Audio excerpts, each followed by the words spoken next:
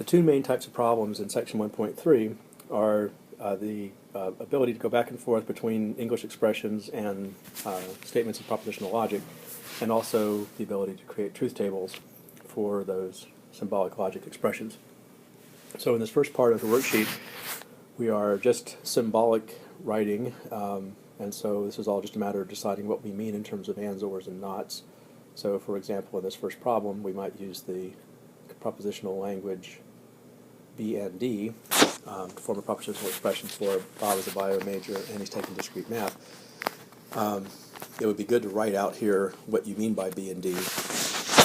I'm not going to because it's hard to write much on this pad, but I would write here that little b stands for Bob is a biology major. That's a proposition, either true or false.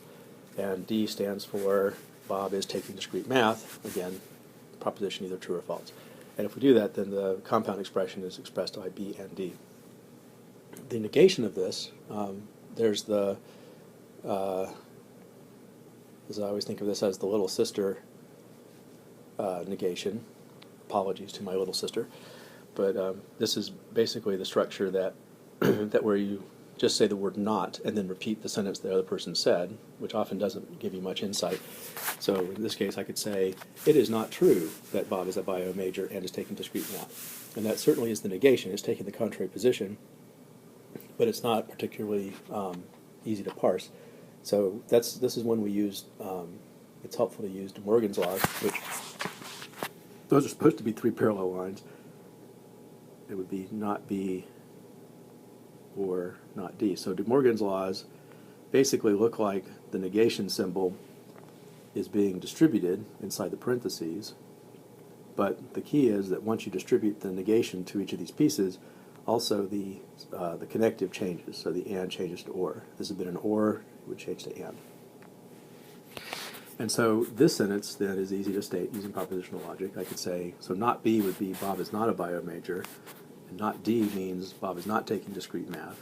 So I could say Bob is not bio major, or, right, using the word or here, or Bob is not in discrete math. So that would be the clearer way to express the negation. I'm not going to try to write these out carefully. Keep in mind that I'll stick to the explanations and let you just read what I wrote. Here the neither nor structure is, it's not either or, so the original statement could be written like this. So if M stands for Sue's a math major, and F stands for F is a freshman, Sue's a freshman, then I could say it's not the case that M or F, and that is the neither nor construction. This is the thing that in class we said you could also say as not M and not F. That's also fine, but that's how I could say it, the original statement. In this case, that statement already is negative, so if you disagree with that statement, then it's easy to form what you mean. This is the negation. So if the statement is a negative, then the negation is just the statement without the negation in front. So in this case, if you disagree that Sue is neither taking a math course nor is she a freshman, if you don't think that's true, it's because you must believe that Sue is a math major or she is a freshman. And so I can write that out in words. Sue is math or is freshman. I don't know why I've even trying to write in a small space. Anyway, again, just see the back side to see the way that I would write that. The last one is a little more complicated, but I can just do it directly. So I'll have E stand for Don as an education major, and I have the connective and see I can have the comma here, so I can tell that that's a statement, and then and all the rest of this stuff is going to go together. He is not taking both discrete math and calculus. So he's not taking discrete and calculus. So not both would be like that. I guess I don't really need that paren. It's not hurting anything, but so this would be my original statement. My negation then my negation then, I could just slap a not here and say exactly the same statements. This is what I mean about it being not helpful to just say, it is not true that Don is an education major and he is not taking both discrete math and calculus this semester. It becomes very convoluted. So I might say this instead, using De Morgan's laws, by pushing this negation symbol inside, which will flip that that connective. So I'll have not E, then my and, this and becomes an or, and then I'm going to negate this sentence, but this sentence is a negative, so if I negate it, it's just going to be taking off that negation symbol. So in words, I would say either, right, it's an or, so either Don is not an education major, or he is taking both discrete math and calculus this semester. That's how I could say that in English, and that's how it's written on the back side of the page. All right, for truth tables, I'm going to just jump down and do the ones that are more complicated than what we did in class, because they got more possible rows and columns here. I really need this to be bigger. Hang on a second.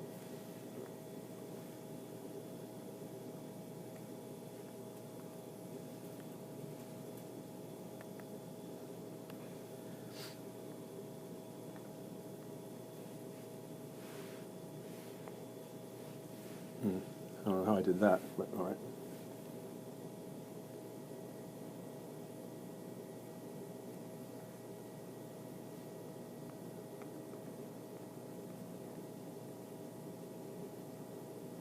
So with 3 variables, I'm going to have 8 possible combinations of the truth or falsity, I guess, fallacy, of the individual propositional variables. So either all 3 are true, all 3 are false, or some other combination of truths and false are happening. This is supposed to be an F here. So those are my different scenarios. There's 8 scenarios. I can see from this statement that I'm only going to be able to do this or statement if I have a table for P and a table for this thing. Well, I already do have a table for P, right? That's my first column. So I need a table for this guy in order to be able to do this problem. So I'll drop a vertical line there and say I'm going to build a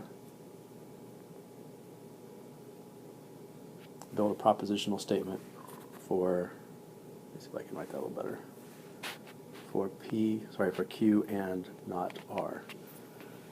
To do that, this is an and statement, and so I need to have a truth table for this guy, which I already do. I need a truth table for this guy, the not R, which I don't have yet, so I'll add that. A terrible time with the nots and the R's looking the same. Anyway, so not R. All right, so now I'm ready to start. My R column goes true, false, true, false, true, false, true, false. Nice pattern to it. So my not R column is just going to do the opposite of that.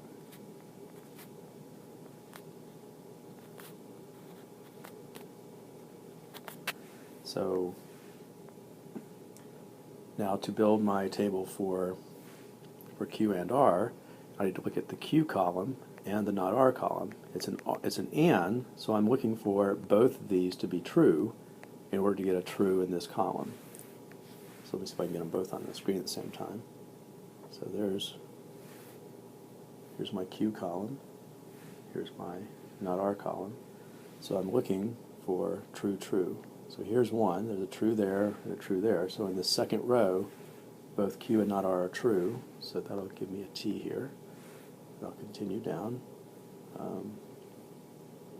Q is true, R is false. There's another one. So in the third row from the bottom, Q is true and not R is true. So I'll have a true there, and that's it. So it'll be falses everywhere else.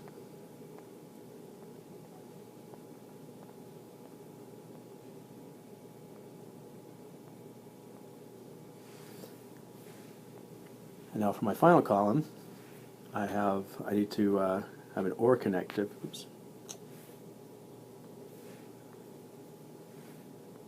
I have an OR connective, so I need to compare the P column to the Q and R column, which is the one I just made.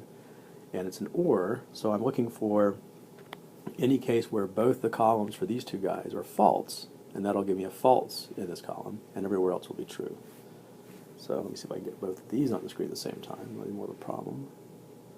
I can just do it. So I'm looking for false, false when I'm comparing this column with this column. So these P's are all true, so I'm not going to get false, false for the first 4 rows. That should be true. Let me just see if I can find them. So false, false. So false here, that's 1. So the 5th row gets a false. The P's are all false at this point down, so I'm just looking over here for the falses. So it'll be these 2 rows, and this one. So those are all the rows that have a false and a false, false and false, false and false. And I'll have trues everywhere else. Okay, so that's how that works. One thing you should know is that I picked these problems so that the 2 expressions that you're building the things for, these 2 guys, are actually logically equivalent. So that helps because you know that the answer to the bottom table should have the same structure, this same truth values, T, T, T, T, F, T, F, F, should be the answer here. For this one, we're going to need to build a column for P or not R. We'll build a column for this guy. We're going to need to build a column for P or Q, this guy. In order to build this column, P or not R, I'm going to need a column for not R. So those will be the extra columns that I add.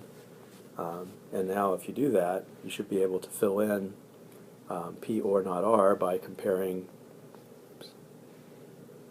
the not R column with the P column. Of course, the not R column comes from R, and then the P or Q column comes from comparing P and Q column. And then once you have all of those things put together, you can fill in the last column. But it should be the case that you get the same thing here that you get here. But the worksheet does have answers on the back, and the answers I'm telling you are just the answers I've written there. So